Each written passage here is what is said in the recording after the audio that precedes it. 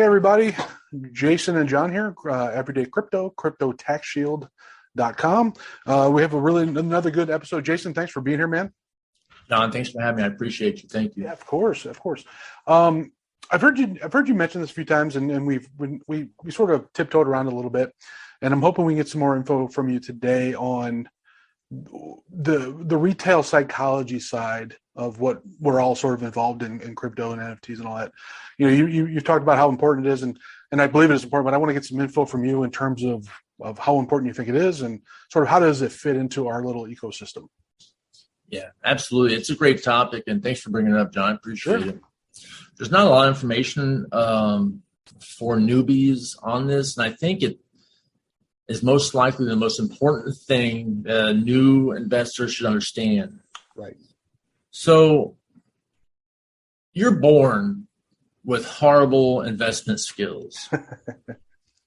It's because of the fight or flight reflex within human beings that saved us through the thousands of years that we were animals, right? Yep. Fight or flight. It's what saved your life, and right? Yep.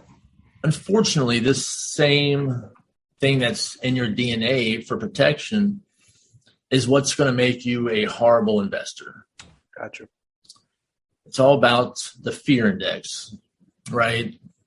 So if you see a burning building, your natural reaction is to not be in that building. Right.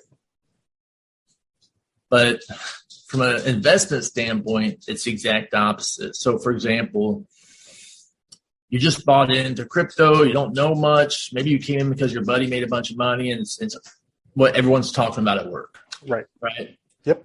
But then the market starts to crash, and you freak out, and out of fear, you sell because you don't want to hold on to an asset that's going to zero. Right. Yep. You've now acted out of fear. You bought out of FOMO because all your friends were making money, and FOMO, fear of missing out, you jumped in. So you've bought at the top, things are now correcting hard, and you're terrified, and you sell at the bottom. Sure. This is what retail does, or newbies do. Right. And it's so predictable that humans will react like this, that the whales manipulate the market to abuse this, right? So a whale who can manipulate the price of, let's just say Bitcoin or something, he knows if he shakes that tree and dips that price some, that newbies will sell. And then what that same whale does is he buys up those coins that you've sold, right? And then he stops messing with the market, and the market goes back up again. This is a problem for newbies, right? They don't understand. You can't buy out of FOMO, and you can't sell out of fear. Right. You should buy out of education, knowing what you're buying in, studying the market, having a strong conviction on what you're buying, sure, and finding a good entrance into that purchase, the investment purchase, finding a good entrance. Gotcha. A bad entrance is a graph that went straight up for the last month and is up 500%. Right. It's a scary entrance. It looks super exciting, but most of its growth has probably already happened. And after those growth spurts, there's often a correction. It's just natural, right? So I'm sure everyone's heard this, but best time to buy is when there's blood on the streets. Right. And it's really true. All the greatest investors throughout history, they don't buy when everyone's excited. They don't. In fact, they sell when everyone's excited. They buy when everybody's terrified and they think the world's ending and it's all ending. That's when they buy because they know. They know better. So there's a tool out there that's super useful within crypto, and it's called the Greed and Fear Index. Greed and Fear? Okay. Greed and Fear Index. And it's literally just a little picture with an arrow that goes from extreme fear to extreme greed.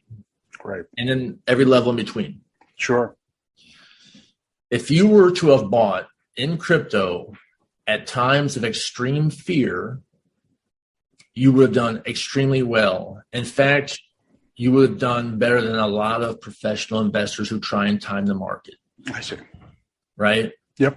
And on the other side of it, if you had intentions of selling anytime soon, selling at the extreme greed, the other side of that, historically, once again, is your best time to sell. I see. Retail investors are exact opposite. Okay. They buy in extreme greed, sell in extreme fear, and it's so hard for them to find success when they're thinking along these terms. I see. Makes sense. And that's pretty much it, John, to be honest. Yeah, I know. But what I really think that speaks to also is with any business that you get into, whether it's brick and mortar, online, crypto, whatever, is there needs to be a level of emotional maturity to your decision making, and not acting out of fear, which I think is important, right? Keeping a level head, keeping your head on a swivel, and not letting emotions get you excited about being in that business, but not necessarily driving to the decisions that you make. Right. Does that make sense? Well, you're absolutely right, John. Yeah. If I could take one thing, if I could just take one thing home to somebody who's watching this. Yeah. If you do your due diligence, if you've done your homework, and if you have convictions on your opinions, when things are correcting or if there's a bear market, you won't be scared because you have convictions on what you bought. You're not letting the market tell you the value of the things you're buying. The price action of the markets isn't reflective of the fundamentals of a project or how valuable it should be. It's more reflective of the sentiment of the market, and sentiment is it's not a good measure of true value. It's right. Yeah.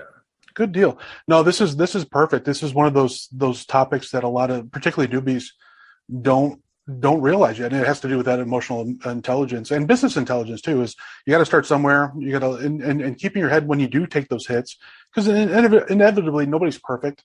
There's going to be times when you make a wrong decision, and you just have to stay strong and know that things will get better eventually, and you'll learn from those mistakes. So, absolutely. Yeah, so this is great, man. Thank you so much for this info. This is super important.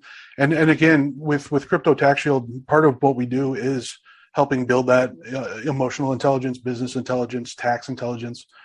So if you're not a member, you should be. And if you are in on the free level, upgrade, because we got some great info for you guys. And people like Jason and myself are in there, and we're helping guide the ship. So thanks so much, Jason. We're going to do more of these, I promise. John, thanks for having me. I appreciate you. You bet. Talk soon. Yes.